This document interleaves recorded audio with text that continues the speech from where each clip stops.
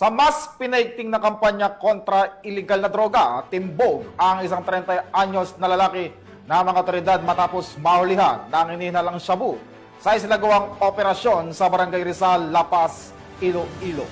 Ipinapakita nito ang dedikasyon ng PNP sa pagsugpo sa krimen at sa pagtataguyod ng isang ligtas at drug-free na komunidad.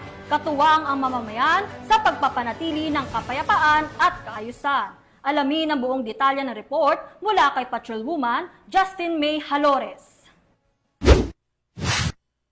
Sa patuloy na kampanya ng kapulisan laban sa iligal na droga, isang buy-bus operation ang matagumpay na ikinasa ng Iloilo City Police Station 8 nito lamang 8 ng Hulyo taong kasalukuyan. Sa naturang operasyon, isang 30 anyos na lalaki na kinilalang si alias Andre, residente ng Barangay Rizal, La Paz, Iloilo, ang naaresto matapos na mahulihan ng hinihinalang shabu. Ayon kay Police Captain Lester Oliveros, officer in charge ng nasabing istasyon, 3 linggong minanmanan si alias Andre dahil sa natanggap na ulat hinggil sa kanyang pagkakasangkot sa bintahan ng iligal na droga.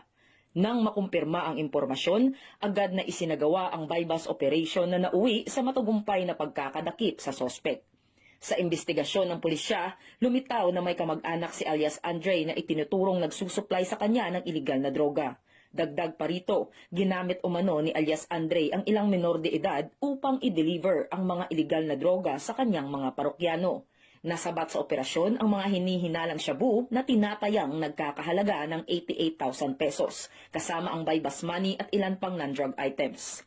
Kasalukuyang nasa kustodiya na ng pulisya ang sospek para sa kaukulang dokumentasyon at pagsampa ng mga kasong kriminal laban sa kanya. Ang matagumpay na operasyon ay patunay ng masigasig na pagsisikap ng Philippine National Police na supilin ang pagkalat ng iligal na droga sa lungsod at panatilihin ang kapayapaan at kaayusan sa komunidad. Mula rito sa Police Regional Office 6, ako ang inyong PNN Correspondent Patrolwoman Justin May Halores. Alagad ng batas, tagataguyod ng Balitang Pulis.